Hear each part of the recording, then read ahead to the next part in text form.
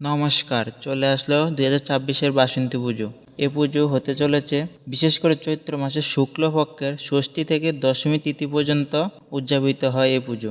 আর এই সময়টিকে নবরাত্রিও বলা হয়। পুরাণ অনুসারে অযোধ্যার রাজা শরৎ এবং বৈশ্য সমাধি প্রথম এই পূজা সূচনা করেছিলেন। রাজা শরৎ নিজের রাজ্য হারিয়ে যখন বনে ঘুরছিলেন তখন মহর্ষি মেধসের পরামর্শে তিনি দেবী দুর্গার আরাধনা করেন এবং নিজের হারানো রাজ্য ফিরে পান। যেহেতু এটি বসন্তকালে শুরু হয়েছিল তাই এর নাম বাসন্তী পূজা। আর বাসন্তী পূজা হলো দেবীর মূল বা আদি পূজা, যা বসন্তকালে বিধিপূর্বক করা হয়েছিল। আর শারদীয় দুর্গাপূজা হলো অকাল বোধন, যা রাবণের শ্রীরামচন্দ্র রাবণ বধের জন্য অকাল শরৎকালে দেবীকে জাগ্রত করে পূজা করেছিলেন, তাই শরৎকালে পূজাকে বলা হয় অকাল বোধন। বর্তমানে শারদীয় পূজার জনপ্রিয়তা অনেক বেশি হলেও শাস্ত্রমতে বাসন্তী পূজা হলো অনেক আদি পুজো। আর এই বছর 2026-এ বাসন্তী পুজো মা দুর্গা দেবী আছেন নৌকা করে। তো এখন বলছি বাসন্তী পুজো কখন এবং কোন সময় হতে চলেছে। চৈত্র মাসের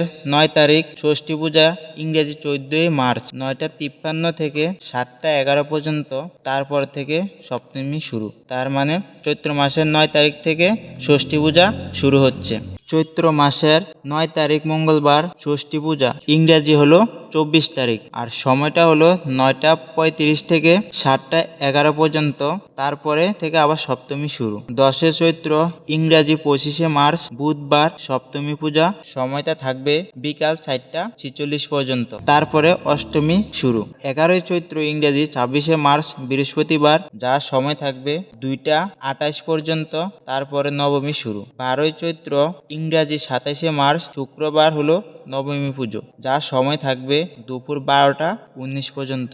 তারপর থেকে দশমী শুরু। 13 চৈত্র, ইংরাজি 28 মার্চ শনিবার হলো মা বাসন্তী দেবীর বিদায় বেলা, দশমী পূজা, যা সময় থাকবে সকাল 10:35 পর্যন্ত। তারপরে একাদশী শুরু হয়ে যাবে। আর বিশেষ করে পূজার প্রধান নিয়মাবলী হলো পূজার প্রথম দিন অর্থাৎ মহাষষ্ঠীতে দেবী দুর্গার আহ্বান ও পূজার সংকল্প করতে হয়। ষষ্ঠী থেকে দশমী পর্যন্ত যারা ব্রত পালন করবেন তারা সাধারণত সম্পূর্ণ নিরামিষ আহার গ্রহণ করে, অনেকে আবার অন্ন ত্যাগ করে ফলমূল বা লুচি খেয়ে থাকেন। সপ্তমী থেকে নবমী এই 3 দিন দেবীকে বিশেষ ভোগ নিবেদন করা হয়।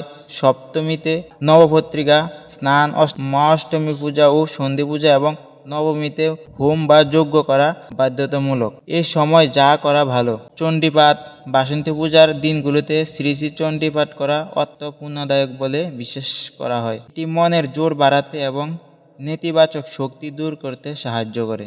আবার ধ্যান বসন্তকাল ঋতু পরিবর্তনের সময়, তাই এই সময় অভাবী মানুষকে অন্ন বা বস্ত্র দান করাকে শুভ লক্ষণ মনে করা হয়। লাল বস্ত্র পরিধান, দেবী পূজার লাল রঙকে শক্তির প্রতীক ধরা হয়, তাই পূজার সময় লাল বা উজ্জ্বল রঙের পোশাক পরা খুব ভালো। অনেকে মহাষষ্ঠীর দিন সন্ধি পূজা শেষে না হওয়া পর্যন্ত উপবাস থাকেন। সন্ধি পূজার 108টি প্রদীপ জ্বালন করা হয় এই পূজার একটি বিশেষ অংশ। শক্তি ও ভক্তি, যেহেতু এটি আদি পূজা তাই আরম্ভের চেয়ে ভক্তি ও শাস্ত্রীয় শুদ্ধতার উপর বেশি জোর দেওয়া হয়। পূজার দিনগুলোতে বাড়িতে আমিষ রান্না করা এবং ঝগড়া বিবাদ এড়িয়ে চলা উচিত। বিজয় দশমীর দিন দর্পণ বিসর্জনের মাধ্যমে দেবীকে বিদায় জানানো হয় এবং সিঁদুর খেলার মাধ্যমে উৎসব শেষ হয়। এইভাবে বাসন্তী পূজা সম্পূর্ণ করা হয়। ভিডিওটি শেষ করার আগে সকলকে নমস্কার। এমন ভিডিও দেখার জন্য সবসময় পাশে থাকবেন।